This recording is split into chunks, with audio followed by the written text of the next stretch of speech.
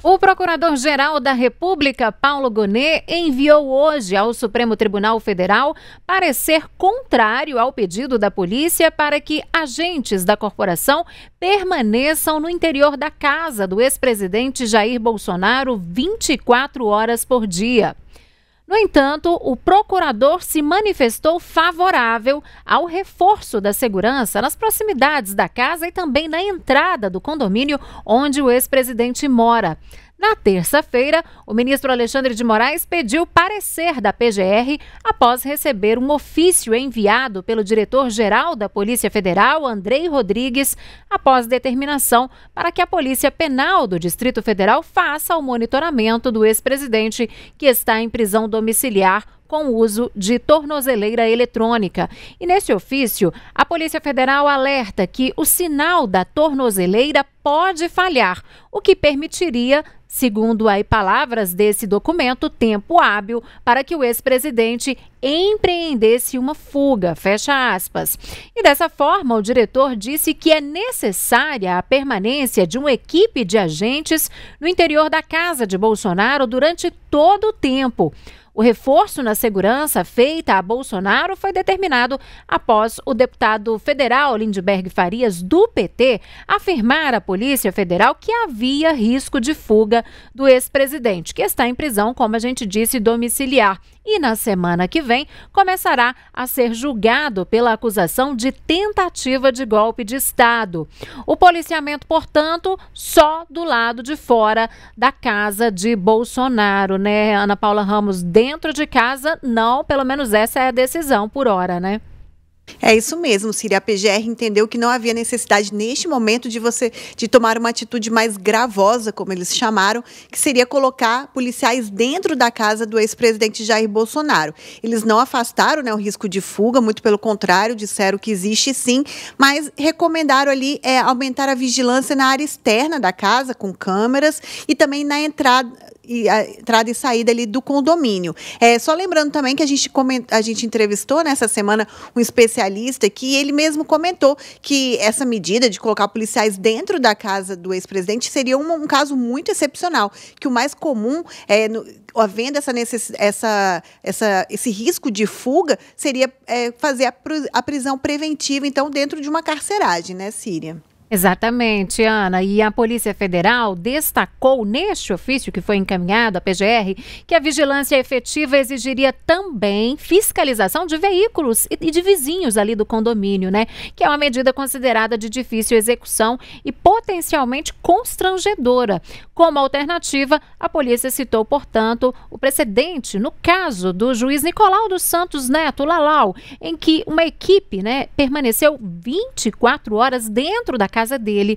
Ele que foi morto em 2020, né? O magistrado havia sido condenado no caso do superfaturamento na construção da sede do Fórum Trabalhista de São Paulo, na Barra Funda. O julgamento, voltando aqui para esse caso do Jair Bolsonaro, do ex-presidente, né? O julgamento no Supremo Tribunal Federal do núcleo 1 do processo sobre essa tentativa de golpe de Estado, vai ter aí uma grande estrutura e um público de mais de 3.000 pessoas inscritas para acompanhar as 5 sessões agendadas. No banco de réus, como a gente vem falando, né, estão o ex-presidente Jair Bolsonaro, tem também ex-ministros de Estado e o delator do processo, tenente-coronel Mauro Cid. Um telão deve ser instalado nas dependências da corte, né, para transmitir aí as sessões e permitir que os profissionais de imprensa também acompanhem tudo o que acontece na sala da primeira turma da corte. Ao todo, são mais de 500 profissionais de imprensa do Brasil e também de outros países que estão cadastrados para cobrir esse julgamento. Segundo dados oficiais do STF, 3.357 pessoas do público em geral se inscreveram para acompanhar as sessões no tribunal. Para essas pessoas, foram disponibilizados 150 lugares na segunda turma. Os inscritos serão distribuídos entre as sessões agendadas e vão receber previamente um e-mail, né, com a confirmação dessa autorização, portanto. Para o julgamento será reforçada também a segurança no tribunal e nas proximidades pela própria Polícia Federal. A corte estabeleceu aí uma série de ações preventivas, incluindo monitoramento do ambiente virtual para identificar possíveis ameaças. Lembrando que o julgamento do ex-presidente está marcado, portanto, para começar na próxima terça-feira, às 9 horas da manhã, segue até meio-dia. Depois tem uma pausa ali para o almoço de meio-dia às 2 e depois os trabalhos são retomados, né? Os julgamentos seguem aí as sessões até o dia 12 de setembro. Ana Paula Ramos, mais alguma atualização aí sobre esses preparativos que eu comecei a falar daqui? Você tem mais alguns detalhes por aí desse assunto, né?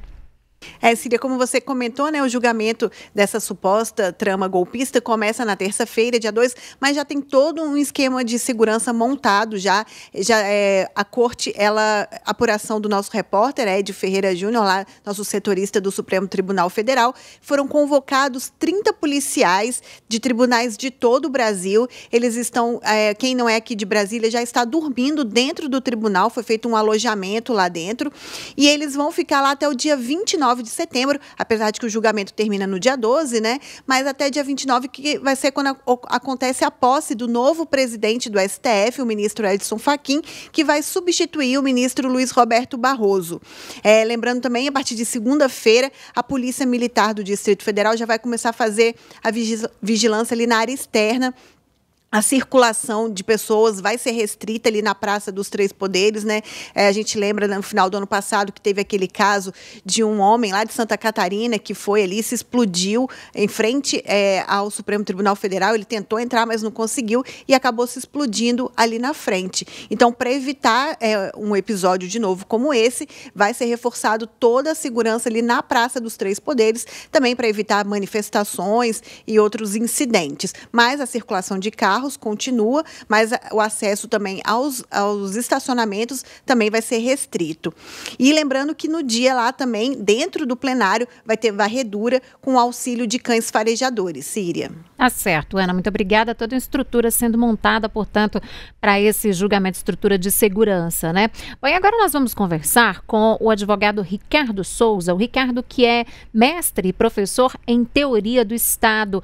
Ricardo, boa noite para você, seja bem-vindo aqui ao Tempo News. E eu já começo te perguntando, a permanência desses agentes aí da Polícia Federal ao redor ali da casa do ex-presidente Jair Bolsonaro, né, é de fato legalmente justificável? Boa noite a toda a audiência.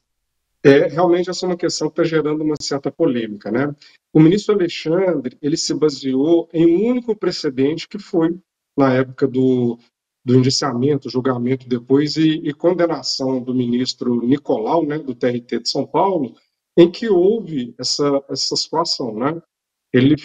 A prisão dele foi convertida em uma prisão domiciliar e dado o fato de que, à época, né, já os valores que foram considerados desviados, além de dinheiro, além de veículos, além de imóveis, chegava à casa do bilhão, e nem todos esses valores haviam sido recuperados, havia um medo, havia um risco de que, após essa prisão domiciliar, ele pudesse se evadir e esses valores estivessem escondidos, né? Então, naquele momento, foi determinada essa situação. Então, agora o ministro Alexandre, em razão de um pedido da Polícia Federal, é bom que se deixe isso expresso, né? Teve uma manifestação do deputado Lindbergh Farias e também uma manifestação da Polícia Federal. No sentido de que havia indícios, né, de que realmente poderia ocorrer a fuga. Foi destacado nesse parecer, nesse pedido da polícia, tanto quanto na manifestação do deputado, que a Embaixada dos Estados Unidos ficava somente a 10 minutos do condomínio onde o ex-presidente vive hoje. Então, se, por exemplo, ele tentasse se evadir, o tempo até chegar nessa embaixada, se, por exemplo, desligasse a tornozeleira ou se identificasse pelo rastreamento de que ele estaria saindo da residência, não haveria tempo hábil das autoridades policiais interceptarem ele antes de ele chegar na embaixada, né? Então, a situação principal foi essa. Então, com base no precedente anterior, de cerca de 20 anos atrás, do ministro Nicolau, e com base nesses apontamentos de indícios de fuga, o ministro Alexandre deferiu essas medidas, né? Então, assim, é uma situação realmente que gera discussão, porque não é comum Mas a gente tem que entender também que a prisão domiciliar, no caso que está acontecendo, também não é uma situação muito comum. Seria o caso de uma prisão preventiva e a prisão domiciliar é mais favorável, né? E a gente precisa entender também o seguinte, como se dará a dinâmica caso seja mantida essa medida cautelar. Os policiais não precisarão ficar dentro da residência, não. Os policiais podem ficar, por exemplo, nas áreas externas da residência, né? Essa situação toda, ela inclusive é destacada no despacho do ministro Alexandre, que inclusive colocou expressamente a proibição de que os policiais causassem qualquer situação que fosse gerar maior desconforto à intimidade da família e até mesmo, né, problemas nos vizinhos. Mas é sim um caso complexo, um caso que gera polêmica, por conta da sua se tratar de uma situação rara.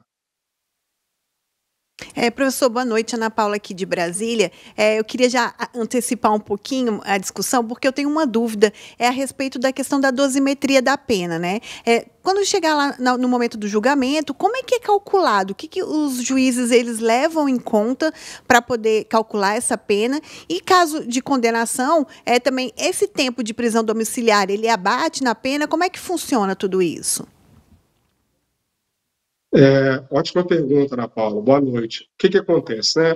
Todo mundo fica. A grande dúvida nesse momento é essa, né?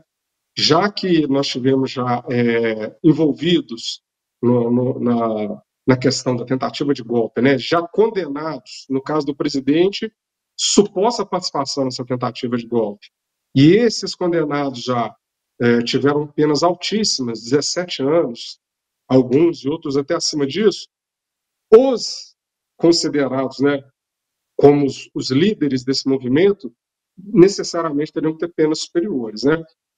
No momento que você vai fazer a ferição dessa pena, sempre o juiz, o magistrado, né, o ministro, o desembargador, ele vai partir da pena mínima de cada um daqueles crimes, né, que sejam considerados que o réu seja condenado neles, né? E a partir da pena mínima serão avaliadas questões desde o comportamento, a índole do réu, até mesmo se há antecedente criminal, né? O grau de reprovabilidade da conduta dele naquela ação. Então existem questões subjetivas e questões objetivas que vão ser analisadas naquele momento, mas sempre se parte do mínimo. Fato é que, se nós considerarmos todos os crimes aos quais eles estão sendo acusados, né, os 7 réus, mesmo com as penas mínimas, nós teríamos condenações aí superiores aos 30 anos.